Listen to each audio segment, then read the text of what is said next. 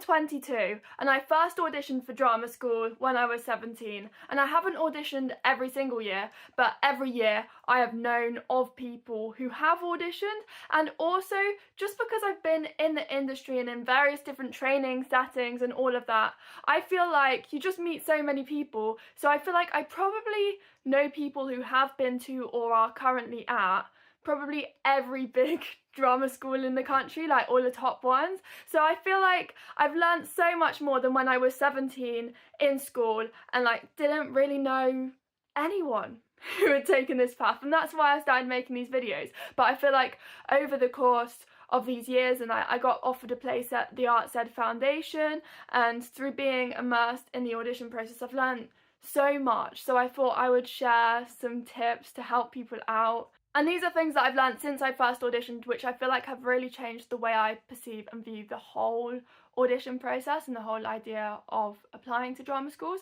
So I thought it would be nice to be able to share them, because I feel like it's hard to know about drama schools, especially if you're coming from somewhere where not many people take this kind of route. So I think it's always important to talk about this and to talk about the industry as a whole. So if you want to see me continue to do that and support me in spreading the news, spreading my message about the industry, then please do subscribe, because that would really help me grow this channel, and that would be really useful. And let's chat about a few of the different things that I've picked up along the way. So the first thing that I want to talk about is picking your speeches, because I think there's so many different forms of advice and thoughts and guidance surrounding that it's kind of quite overwhelming, and sometimes you can get so focused on following certain rules, and I think this goes with a lot of things in the drama school process. You can get so set on following this one thing that someone's told you that you can like lose track of other things, and it's so complicated as a process.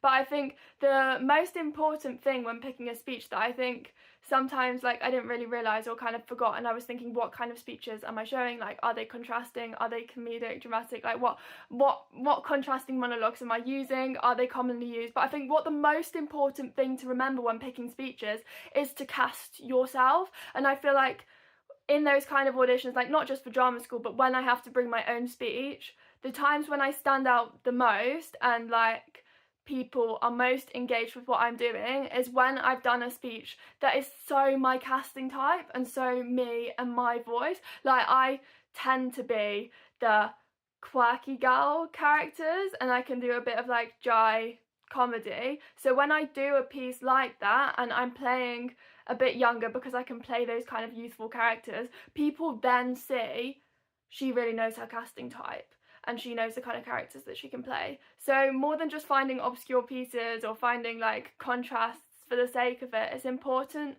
to show the panel that you understand what kind of actor you are and you cast yourself. Like, don't be playing 40, don't be playing really old drug addict or something. Like, lots of people go to all of these really extreme sad monologues, but can you actually connect with it? And is it within your age range? And is it a character that you would get cast in professionally? Because I think that is important to keep in mind.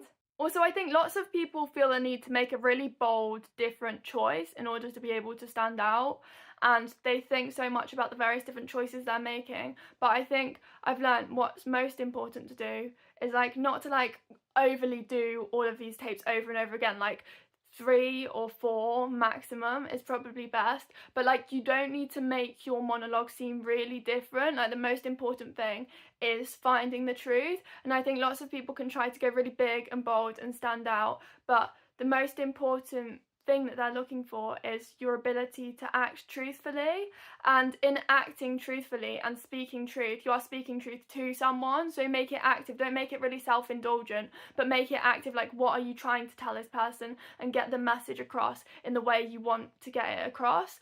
And like, the most important thing is feeling connected to the speech and making it actively speaking the truth like that. So I think you can get so distracted by trying to make a bold choice and trying to do something that no one else will do, when really it's about the acting, and just trust that you can act, and like trust in, if you give a like really connected and truthful performance, then that's enough, and that's what you're being asked to do.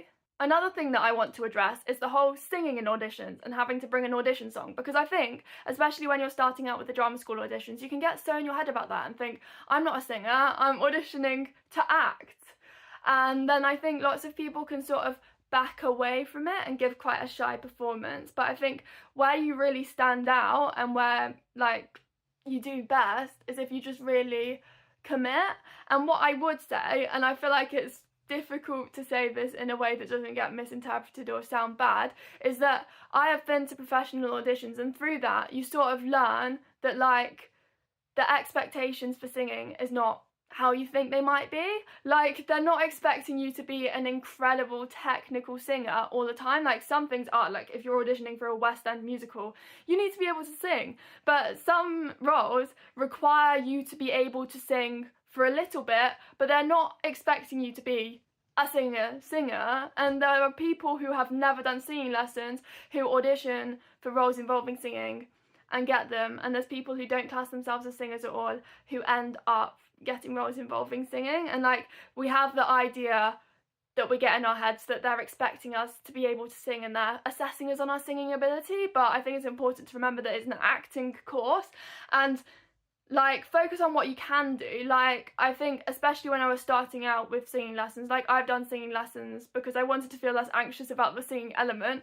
I've done singing lessons since 2021, and what I really learned through that is that what I have over people who mainly just do singing is that I have all of these years of acting behind me, and I have all of these different storytelling skills and techniques, and that can make me such a strong storyteller through song. So then I could really focus on that and think, like, they're not expecting perfect singing. Like, people get into drama school as really like non-singers, so I just wish that people would worry a lot less about that element and know that they're not testing you necessarily on your singing. Like, you are going there to train. They just want to hear you and your voice and like hear you tell a story in a different way. Like, I guess everyone's looking at different things with it, but really, like, you're not expected to be like some big pop star or something. They're just hearing you sing, and it's just an opportunity for you to just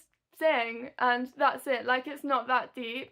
And I think the more you panic about it or back away or give a shy performance, like, even if you're giving a shy performance and you're really good, like, that's probably not ideal either, because if you're so tense and you're really trying to sing well and sound nice, then like, it's not the X Factor, it's not Britain's Got Talent. They're not going to be like, oh wow, like, you've got this sob story and like, now we can hear that you can really sing but you don't really believe in yourself. Like, you have to have that element of being able to hold the space and be able to be part of a drama school course, and what that involves is being able to commit to the singing elements and all of these different elements that you might not feel that comfortable with. Also, this is a tip for people who don't get in first year. I feel like there's a trap that people can fall into where they think, oh, I need to spend all of this intense time working on my speeches and working on my drama school audition material, and like, I won't go out and do this, I won't go do that. I need to really just intensely focus a whole year on that. But what I would say is that there's a whole industry out there of opportunities. Like,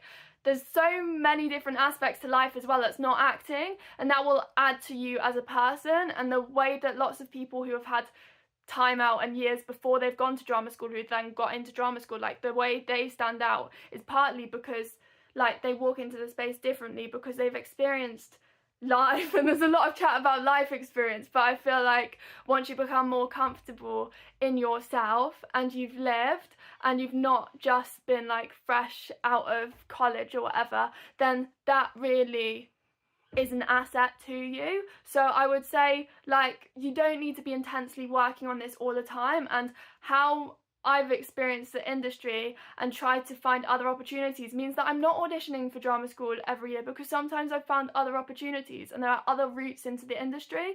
And I'm never saying no to drama school. Like, there are some courses that I think are really interesting, but some years, like, I've had other opportunities and I've thought now's not the time. Like, you don't have to do drama school straight away, and drama school isn't like the gateway. Well, it is a gateway into the industry. Like, I'm not saying that drama school doesn't help, and it does build you up like skills wise and contacts wise.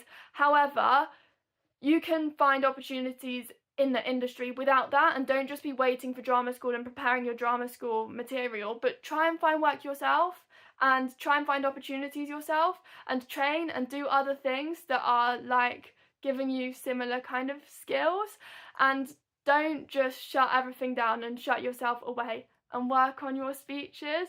I just think that like once you have a lot of other things going on as well, that's useful, because I feel like when I'm going into an audition where they want to chat to you and they want to speak to you about what you're up to at the moment and they want to find out about you, all of these additional other parts of you and who you are, you can bring to your acting. All these different life experiences, like different jobs that you do, different skills that you have that you can add to your spotlight, languages you speak, dance, sport, and all these different hobbies and interests you have, and you as a person, it's all stuff that you can bring to your acting and all stuff that might be relevant to any kind of show in the future. So I think that's something that has stood out in like various different things, like the Frantic Assembly Ignition program, for example. Like, it's a physical theatre piece, but sometimes people would have skills in like various different other sports or beatboxing or rap or spoken word, and then you can combine that with other things. So even though they're just looking for physical theatre on that course, anything else you do can be a positive addition to the rehearsal space. So I think it's important to think about stuff like that, and you don't need to just get in your head either about all these people who are just staying at home and working on their monologues constantly. Like, live a bit is what I would say. So that's some of my tips. And if anyone has any thoughts or experiences or questions that they'd like to leave for me in the comments, then please do, because I'd love to hear from you, and hope this has been helpful in some way. Good luck to everyone preparing to do drama school. I wish you all the best.